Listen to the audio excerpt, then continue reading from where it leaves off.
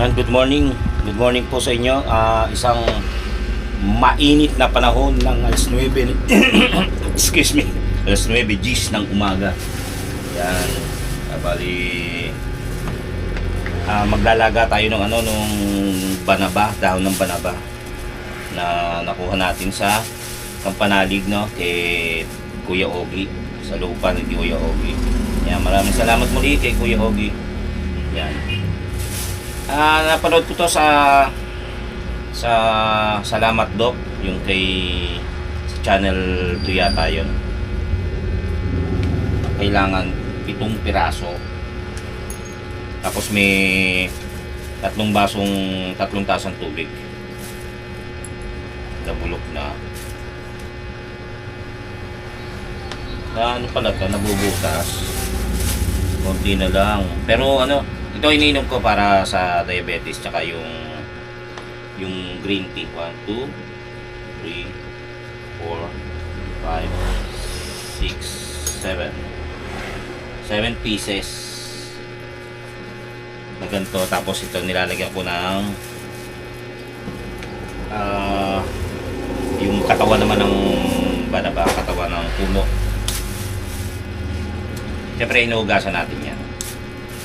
Pero bago ko isahog to sa tubig, ito kulay nung yung banaba. Diba? Bago ko isahog yan sa tubig, papakuluan ko muna yung tubig. Tapos pag kulong-kulo na, saka ko lang ilalagay yung mga dahon tsaka yung katawan ng puno in 2 minutes. 2 minutes lang daw eh. Ayon sa doktor na napanood ko sa TV. Tapos yon, paligam-gam, inumin mo kahit malamig, pwede. Kaya nakapagsaing na si Gayle, matawag dito,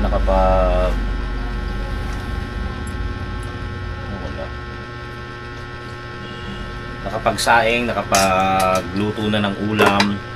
Dahil si Maddie ay may pasok, pumasok po siya sa school, tapos kailangan niyang may baon. Tapos yun nga, namalengke na si Gayle, ako magluluto ng ulam mamaya.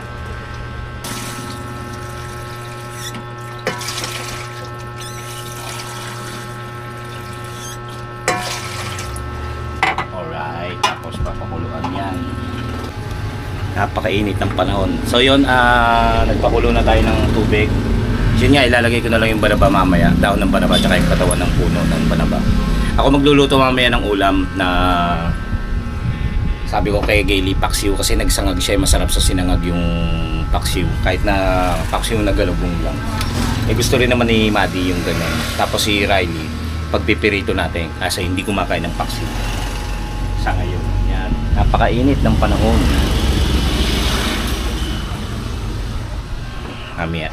Tapos paki-support sa mga gustong bumili, PM lang po ako ng t-shirt po natin. Maraming salamat po. At sa mga nagbigay ng message sa akin na bibili raw sila. Maraming salamat. Meron na silang 4. Yan, sa mga gusto lang naman po na bumili para sa mga bata po yan. Salamat po. Ayan, kumukulo na. Ilalagay na natin pero hugasan muna natin.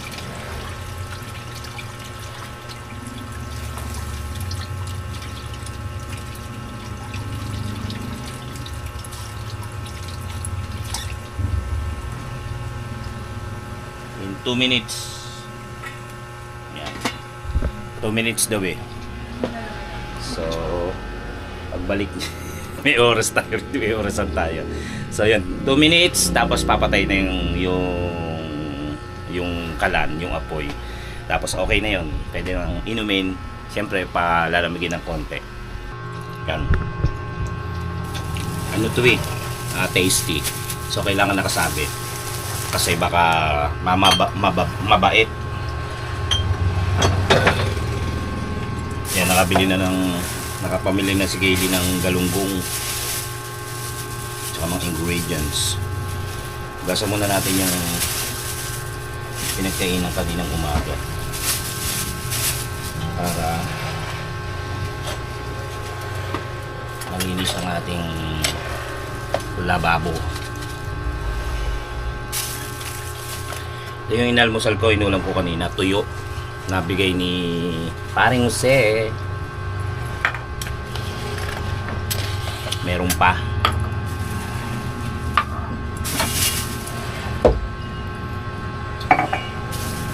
Hindi tayo nakadalaw ngayon sa Kampanalig. Dapat nandun tayo, di ba, every week. Eh wala namang trabaho. Tsaka walang naka-schedule na pupunta. So hindi na tayo muna pumunta. Tsaka ubos na yung pamasahe.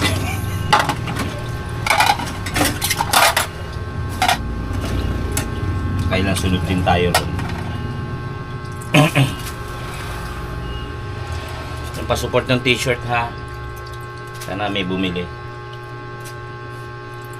Pagka walang bumili niyan, lalako ako na sa palengke.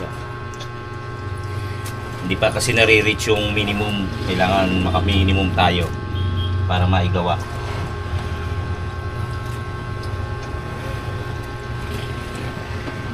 Salamat kay Parang Arjun Blanco. Umano siya, umorder. Taga rito sa Tansayan.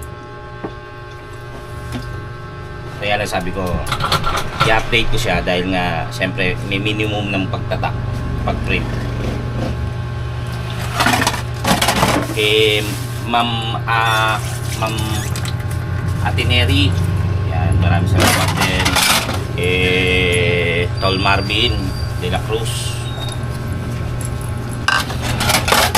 tsaka kay Romel na nagde-deliver sa amin ng tubig. Pamorder ko. Order na rin kayo para masaya.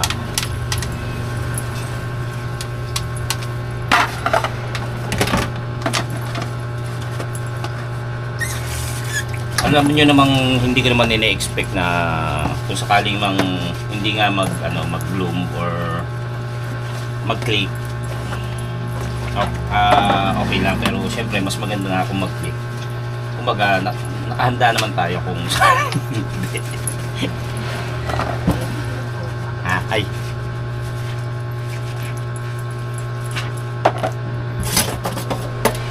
At least diba sinubukan. Saka syempre, yun nga, yung hiling ng iba na magbenta ako ng t-shirt.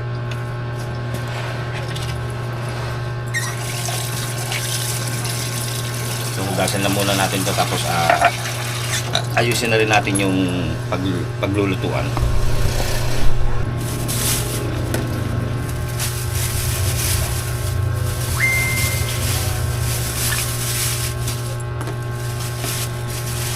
Pinakamaliliit na ta? Oo. Sarap kasing ipaksiw yung maliliit. Ito na pinakamaliliit. Wala eh. Ang lalaki, sobrang lalaki ng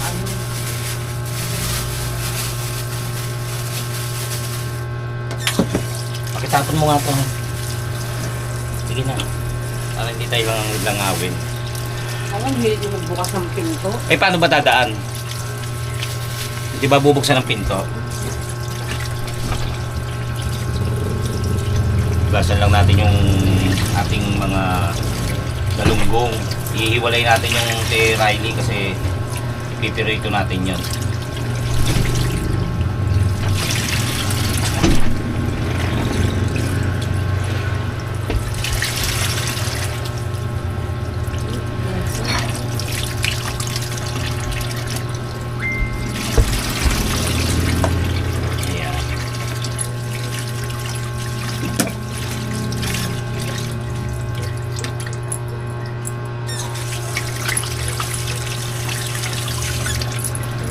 Ngayon, yung ating kawali ay meron tayong ibang kawali rito, kaya lang gusto ko dito magluto. May silangan kasi yun. So isasali natin siya. Tugasan natin to para dito tayo magpaksiw. Sarap magpaksiw rito. Yung lumang kawali.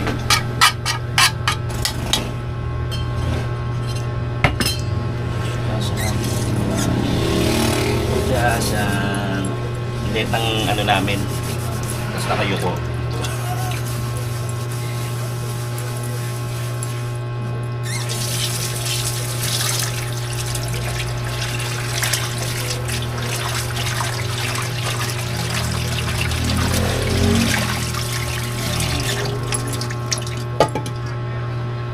Yan. Tapos isunod ay ang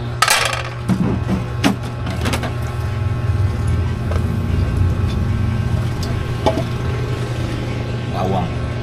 Ako kasi kapag nagpaksiw ako, gusto ko yung maraming bawang.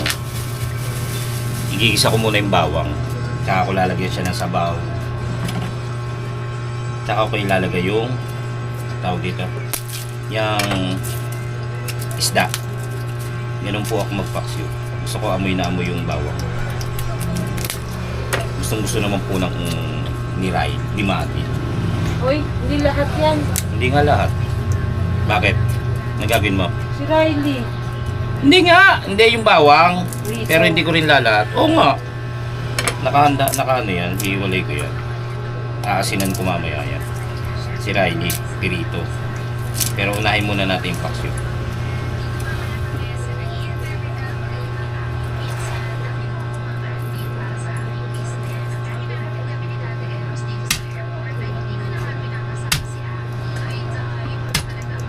Kita nyo ba?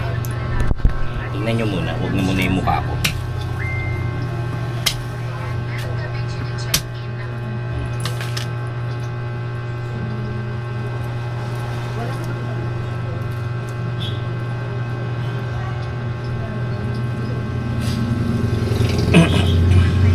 Dati nga, pagka nagpaksiw ako, gigisahin ko yung bawang, tapos isasangkot ko yung isda. Ngayon hindi ko na sinasangkot siya yung isda kasi minsan nadudurog.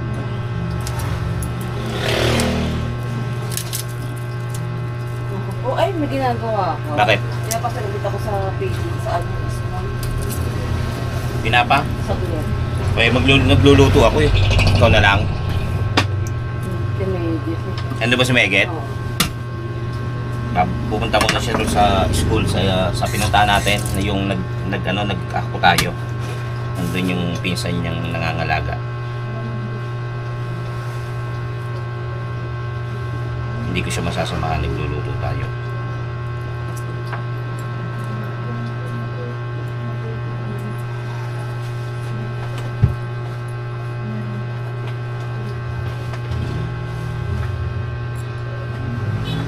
Ganyan lang naman.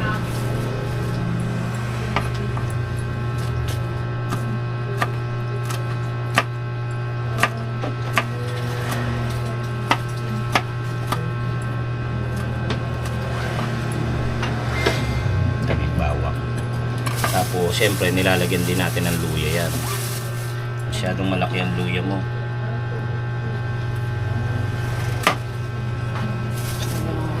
Ha? Hindi ko masasamahan si Jenny, nagluluto tayo eh.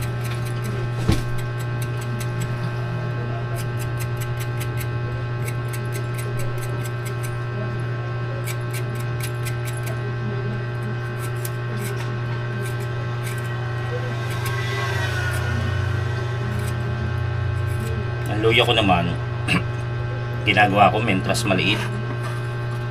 Maganda, kaya lang pagka tinatamad naman,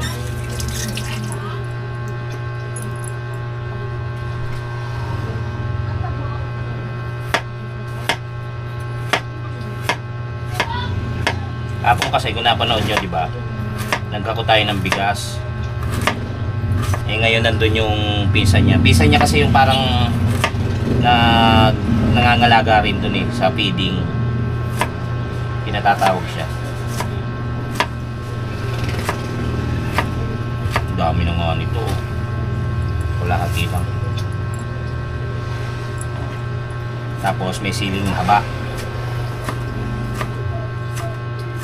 Dati hindi ako kumakain ng luya, ngayon natuto ko sa kinilaw.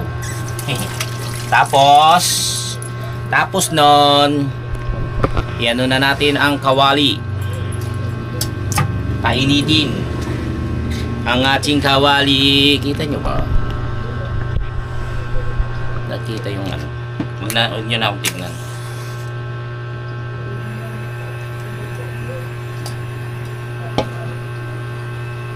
Ayun pala, kita.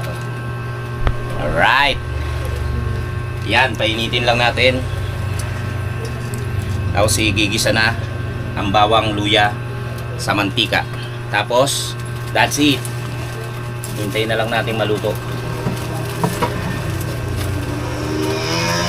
Wala pala tayong mantika. Ayun, may mantika pa tayo. Wala.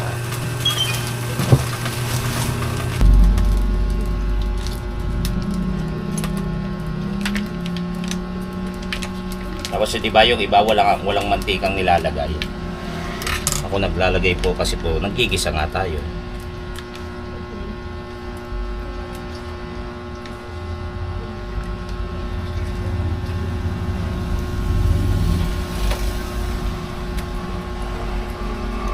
Painitin lang konti. Umorder nga pala tayo sa Shopee. May kwento ko lang yung ating strip blood glucose test strip. Yan. May kasama na siyang yung pantusok, yung karayom. Kasi ubos na po yung ating ganto. Umorder ako sa Shopee. Dati kasi meron tayong ganyan. Alam nyo ba, may ganyan ako, laging 95, so 96, laging 96 kada test ko. Ang inaano ko, bakit hindi, normal. Lagi akong tuwan-tuwa normal. Nagtataka sa gilid, bakit 96? Yung pala, expired na yung pinaka-strip niya. So, hindi namin nagamit. Bumili pa kami ng battery. Baka ako sa battery lang yung problema ng aking pang-test ng sugar. Yung pala, pagka-expired na yung strip, hindi magiging normal yung labas. So, yun. Kanina, chinek ko si Gailey sa sugar niya. 1+, mababa lang, mababa. Kumbaga hindi naman ganun kataas. So natuwa naman siya. Kaya tayo bumili ng ganyan para kahit papaano na natin na check palagi yung ating sugar. So okay na to, okay na. Dali lang naman to. Sandali lang pala.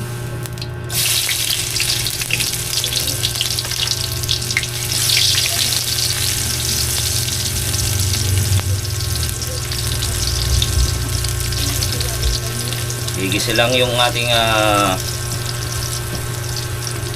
bawang. Sarap ng amoy. After ng bawang, luya.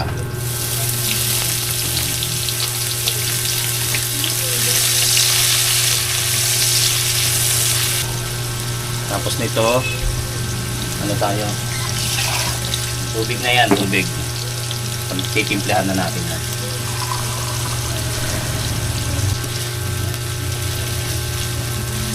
Tubig, suka, asin, paminta.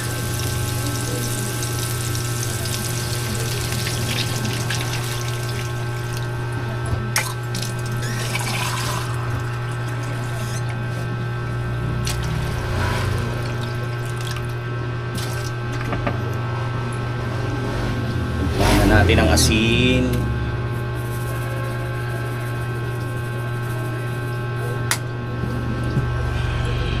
Paminta sa huli na natin lalagay. Ayan. Tapos lalagyan din siya siyempre natin ng pampalasa. Papakulan muna natin to, tapos ilalagay natin yung isda. Tapos lalagay na rin natin yung suka. Pampalasa. Magic. Konti lang yan. Natira lang yung magic natin. Yan, pakukuluan na. Shoutout kay Eman Magsino Marabe. Kajat ko siya nagtatanong kung magkano raw po yung t-shirt.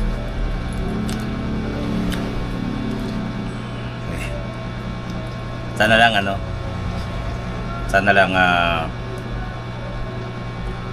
mag-click.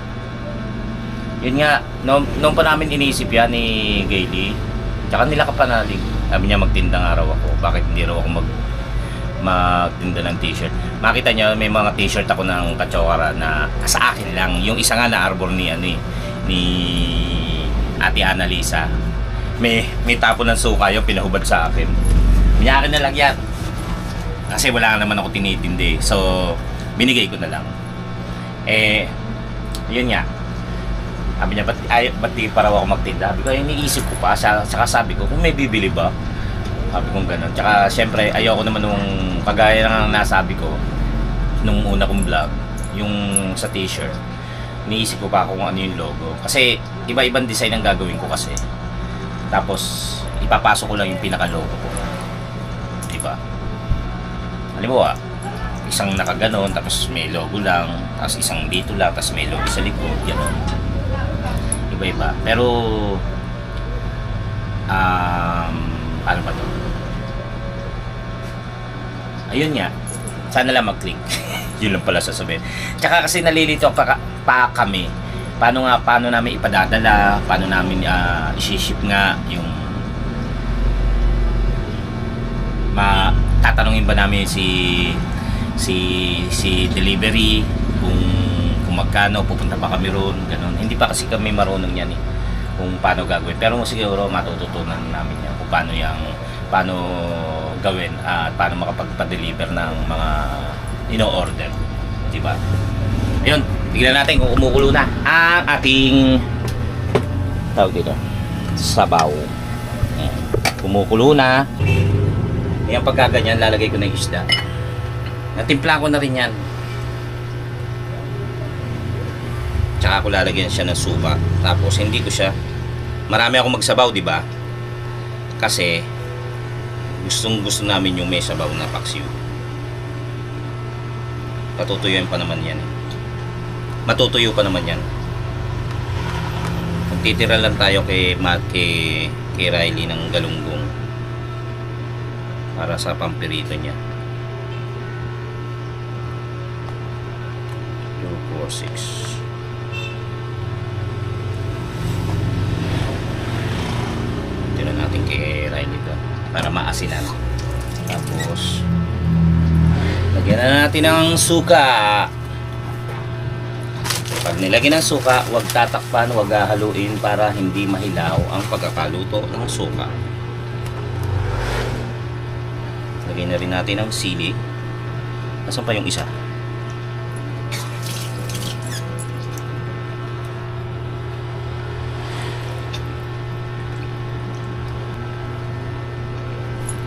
Paminta.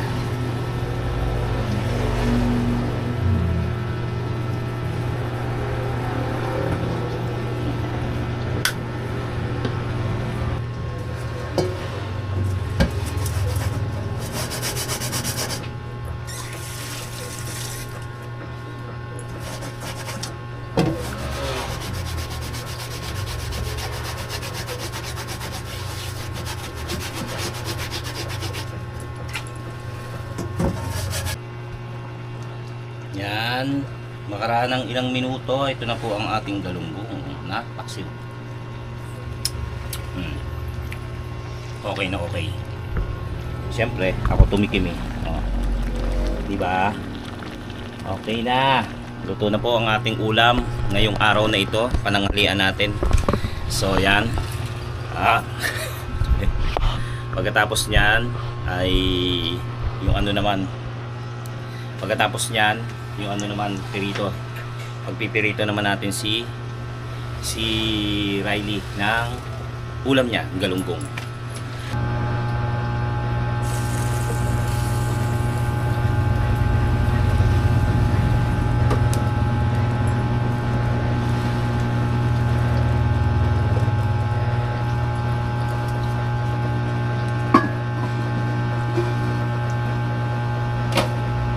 Dito naman tayo ng galunggong ni Riley.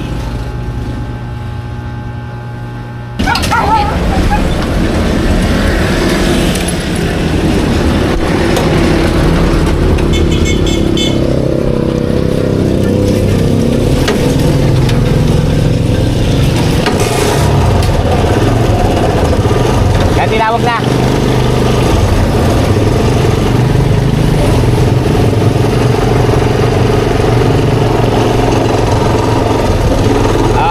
Ngayon kukuha naman tayo ng tubig, mineral. Hindi hindi na kukuha ni Romel. Ikaw Romel ha. Nanonood sa atin yan baka wala siyang hakot sa may bandang amin, kaya hindi niya na kukuha. Paubos na rin yung isang container, baka mahirap na. Puntahan na natin, sadyain na natin. Kadalasan kasi pagka hindi nakukuha ni Romel yung ating mineral water na container, ako na nag-aatid para lang mas sure na may tubig sa bahay, lalo ngayon ang init. Mga inumin. Pero hindi natin sure din kung bukas to kasi araw ng linggo. So pag sarado, uwi na lang tayo. Minsan kasi ano siya bukas kahit na anong araw. Pagka sarado, di uwi na lang natin.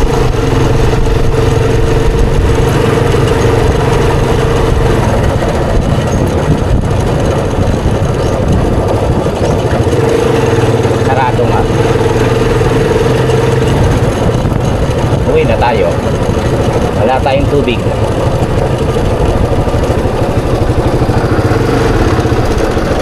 Sarado.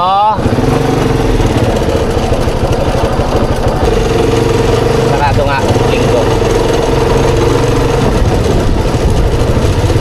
Kaya lang minsan kasi nagbubukas yan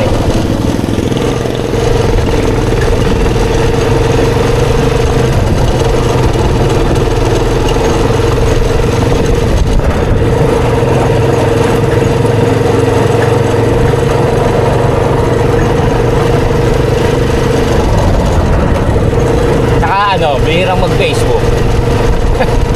Hindi mo tuloy ma-message. Ayaw din ipalam yung number. Loko-loko talaga to. Baka makakulitin. Ayan, dumating na nga pala si Gailey. Nasa bahay na si Gailey. Iniwan ko na yung pagpiperito sa kanya. Konti lang naman yung piperito. Para lang naman kay Riley yun. Ang init sarap mag-swimming. Kung meron lang kaming yung malaki-laki lang yung garahe namin, nakapantay yung semento, baka lang meron akong kiddie pool doon.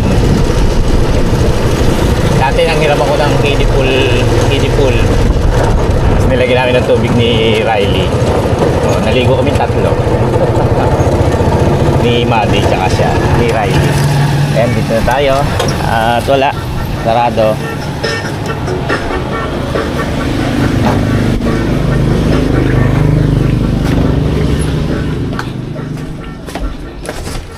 Ayan, hininto po muna natin yung pag-vlog guys kasi nagpahinga kami, kumain din kami.